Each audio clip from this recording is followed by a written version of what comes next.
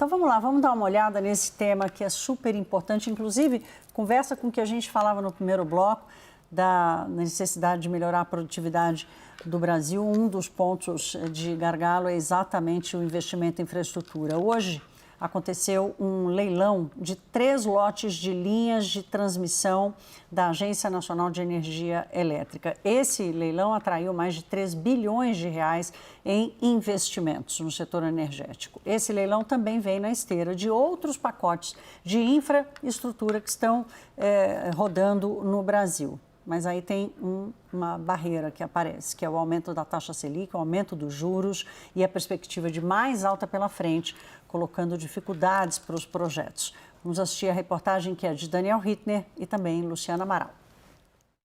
Até o fim do ano, o Ministério dos Transportes pretende realizar 5 leilões de rodovias federais. Nesta semana, um grupo francês arrematou a BR-040, entre Belo Horizonte, Minas Gerais, e Cristalina, em Goiás. Os investimentos são da ordem de 12 bilhões de reais ao longo de 30 anos de contrato. Impulsionado pelo marco legal sancionado em 2020, o saneamento básico tem quase 40 projetos em fase de estruturação ou com a licitação já marcada.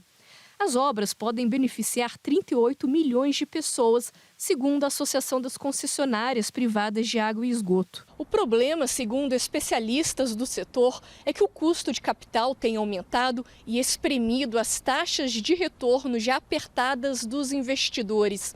Isso porque a Selic, que iniciou um novo ciclo de alta na última reunião do Copom, influencia diretamente os juros pagos pelos grupos de infraestrutura nas principais formas de financiamento para os seus projetos.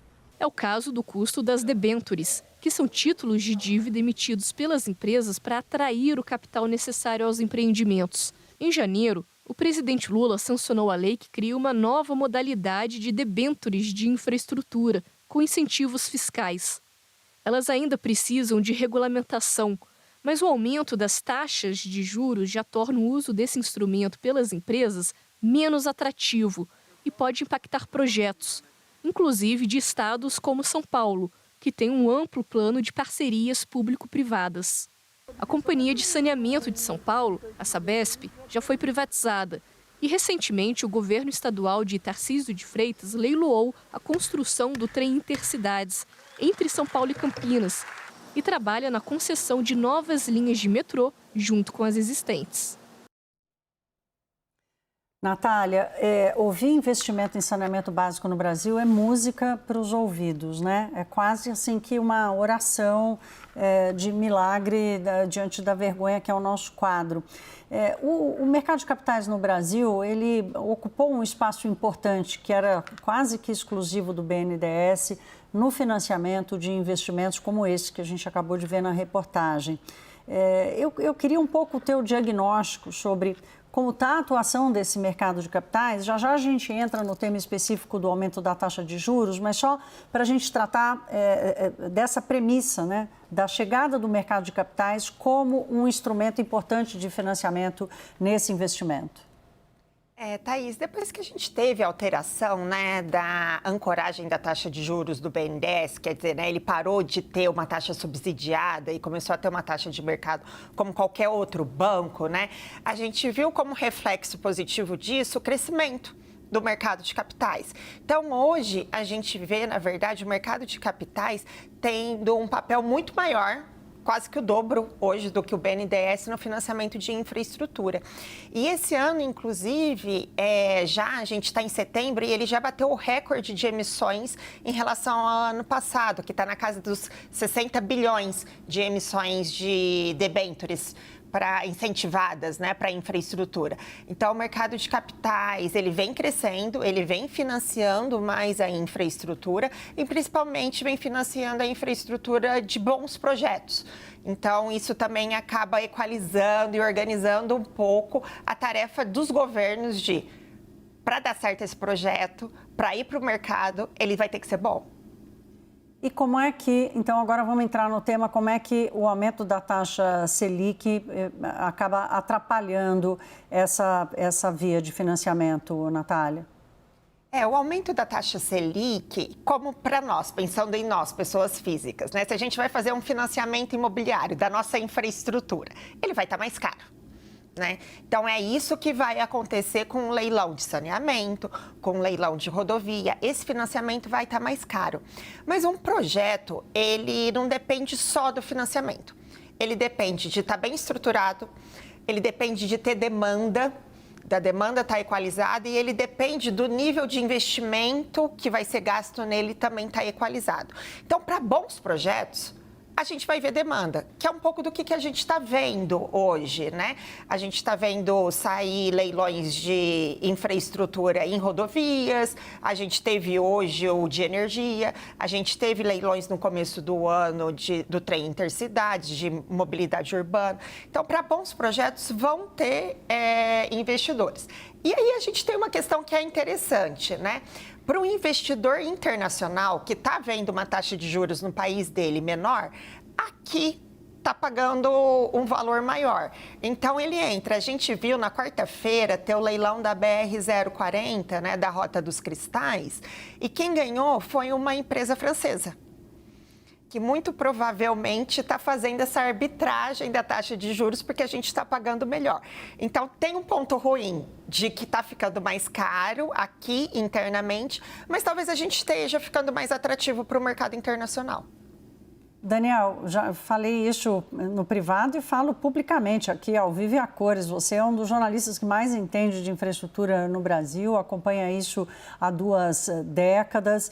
E eu queria um pouco agora o seu diagnóstico, ou pelo menos a sua percepção de como Brasília está entendendo esse movimento, porque esse ganho de investimento em infraestrutura do setor privado, Lula não viu com essa força, com esse fundamento, com essa participação do mercado de capitais, lá nos seus 2 primeiros governos, né? Queria te ouvir sobre essa percepção da chegada do mercado de capitais como um ativo para esse setor. Verdade, Thaís. Você está fazendo propaganda enganosa aqui, hein? Não vai ficar falando de mim aqui, não. Thaís, tem uma diferença, uma evolução gritante ao longo dos últimos 15 anos, porque se a gente for pegar os 2 primeiros governos do presidente Lula, o que foram os governos de Dilma Rousseff, havia um peso do BNDES no financiamento dos projetos de infraestrutura muito grande. Um financiamento com taxas de juros subsidiadas, quem pagava a conta disso era o Tesouro Nacional, por consequência, nós todos. Isso para não falar de fundos de pensão de empresas estatais que eram incentivados a comprar ali os projetos com taxas patrióticas de retorno, era assim que se dizia no Palácio do Planalto na época. E a grande reformulação que foi feita ali, principalmente a partir do governo Temer, Bolsonaro, e acho que já é uma mudança consolidada isso, e eu acho que nenhum governo agora consegue retroceder mais, é a participação maior do mercado de capitais. Então, hoje o BNDES não é mais o grande provedor de crédito desses projetos. As debêntures, que são esses papéis, são títulos da dívida das próprias empresas ali, que são pagos em 10, 15 anos, eles se tornaram as principais fontes de financiamento desses bilhões e bilhões de reais que são necessários para investir nas concessões de infraestrutura. O problema é o seguinte, quer dizer, eu como pessoa física ali, se eu vou no banco e tenho a opção de investir no LCA, no LCI, ele me paga no CDB e ele me paga 11% ao ano, eu não vou comprar uma debênture ali da Ecorodovias, da CCR, da EGEA, da BRK no saneamento, da Equatorial, por 9%. Quer dizer, eu vou exigir também os 11% que estão a Selic. E aí, quanto mais alta a Selic, ela acaba arrastando todas as demais taxas, também a de debêntures. Com um desafio que eu quero acrescentar. A gente já passou da fase no Brasil, saneamento é um caso à parte, porque saneamento a gente está tão atrasado que a gente ainda está privatizando a Sabesp, que está no maior mercado do país.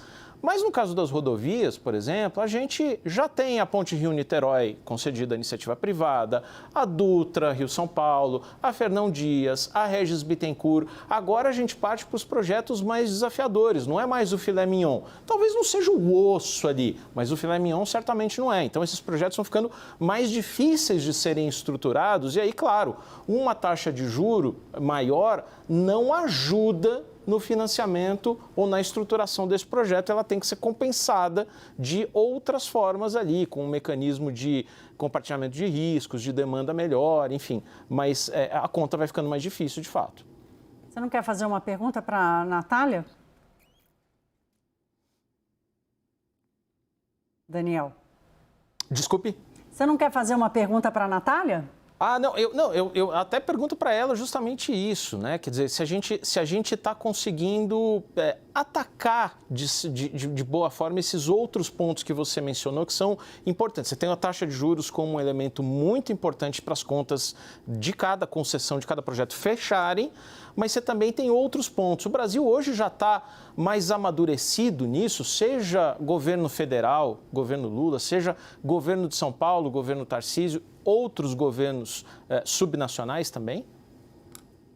O que eu vejo é lógico, né, que a taxa de juros alta para projeto de infraestrutura, que vai ter isso acumulado ao longo de 20, 30 anos, a gente tem projeto de infraestrutura que chega a 70 anos, contratos de concessão.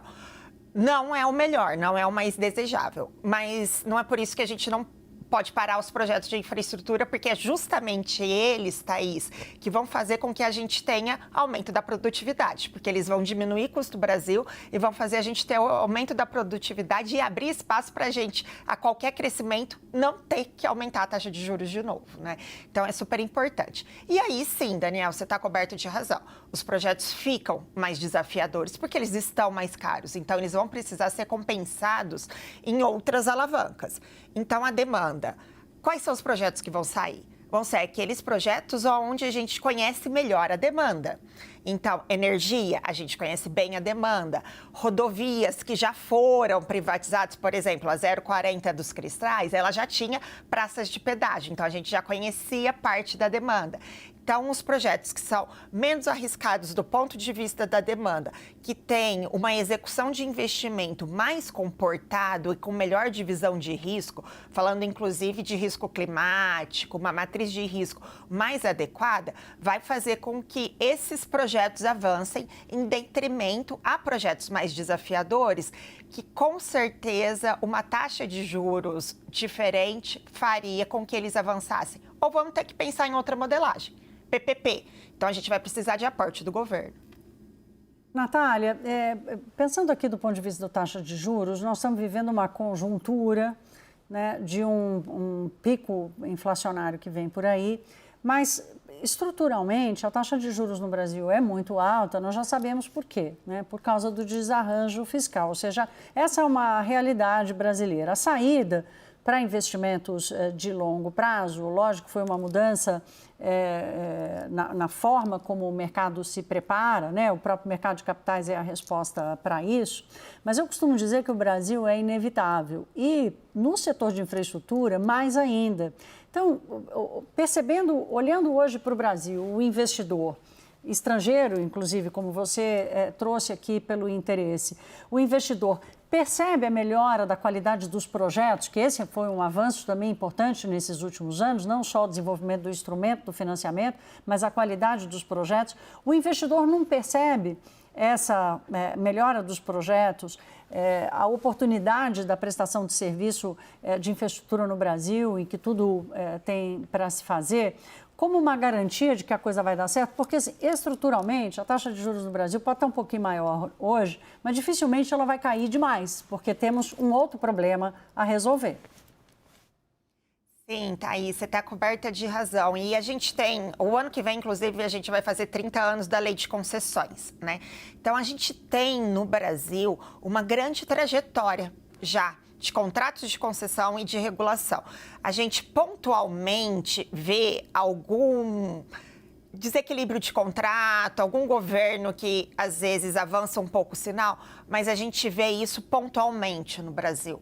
Ao longo desses 30 anos, a gente sofisticou os modelos regulatórios, a gente sofisticou o corpo técnico de agências reguladoras, de tribunais de contas que auditam isso. Então, hoje a gente tem uma maturidade institucional. É lógico que tem muito ainda a melhorar, mas a gente tem uma maturidade institucional que, às vezes, muitos países da OCDE não tem, porque fazem menos concessão que a gente, menos privatização que a gente, porque precisam menos disso. Então, hoje em dia, eu diria que o Brasil, ele é um país que tem uma boa regulação e cumpre contratos. Temos muito para melhorar.